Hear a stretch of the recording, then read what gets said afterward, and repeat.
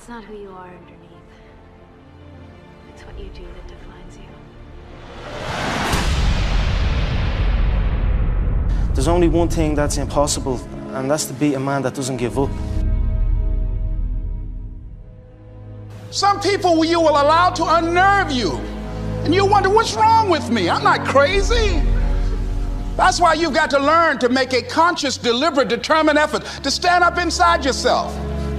Working on yourself, watching that inner dialogue, it will determine the quality of your life. Realists are not afraid to look at the harsh circumstances of life. They sharpen their eye by paying keen attention to details, to people's intentions, to the dark realities hiding behind any glamorous surface. And you've got to learn how to tune out the critics outside and the critic inside. You are more alone than you imagine. This should not be a source of fear, but of freedom. When you prove to yourself that you can get things on your own, then you experience a sense of liberation. You are no longer waiting for people to do this or that for you, a frustrating and infuriating experience. You have confidence that you can manage any adverse situation on your own. Think of it this way. Dependency is a habit that is so easy to acquire. We live in a culture that offers you all kinds of crutches. Experts to turn to, drugs to cure any psychological unease, mild pleasures to help pass or kill time, jobs to keep you just above water. It is hard to resist. But once you give in, it is like a prison you enter that you cannot ever leave. You continually look outward for help, and this severely limits your options and maneuverability. When the time comes, as it inevitably does, when you must make an important decision, you have nothing inside of yourself to depend on. But in the end, the most important thing is, what's the purpose of your life? Why are you here? You got to jump. You got to take that gift that's packed away on your back. You got to jump off that cliff and pull that cord. You can play it safe and deal without the cuts and the tears.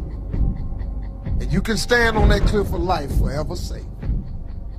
But if you don't jump, I got another promise I can make you. Your parachute will never open. You'll never know. You're gonna take a beat, you're gonna take this, you're gonna get knocked out, you're gonna get up, but you gotta work hard.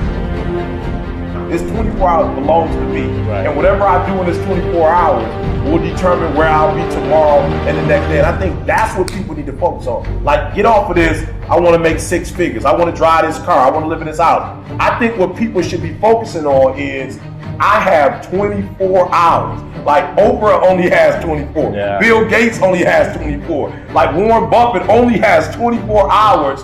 And in that 24-hour period, I can either break my life or make my life. Through wins, through losses, through life, I just realized that if you say it to yourself and you look yourself in the eye and look yourself in the mirror and truly, truly believe that not a man alive can beat you, then that is the way it is. And putting it out there for the world to see, and then going out and doing it. There's no better feeling in the world than that. And it's as easy as that. Say what you're gonna do, and go and do it.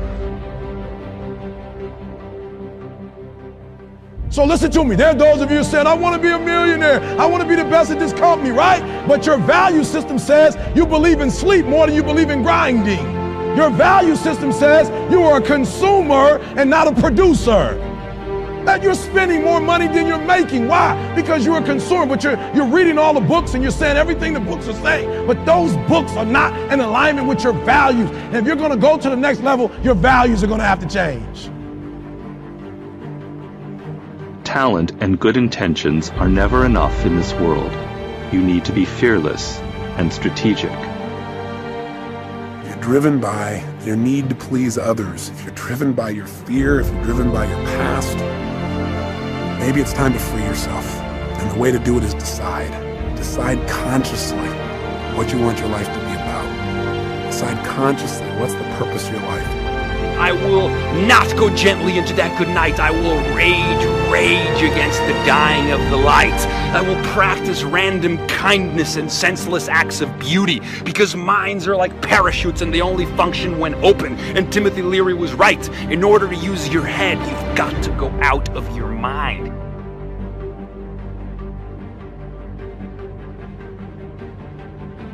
It all comes down to controlling and mediating our attention.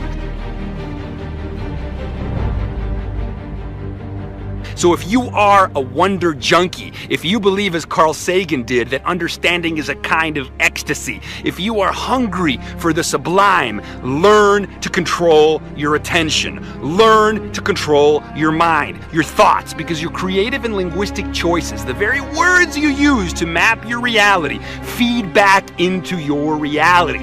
You are the painting, you are the paintbrush, you are the canvas, you are the question, you are the answer to the question you are looking for. You are also, my friends, the question. You are everything. We are everything. We are sentience. We are consciousness, the most sublime, miraculous thing in the universe. So you better be having a good time and authoring your fate. Turn your life into a living, breathing work of art, because anything less would be a tragedy.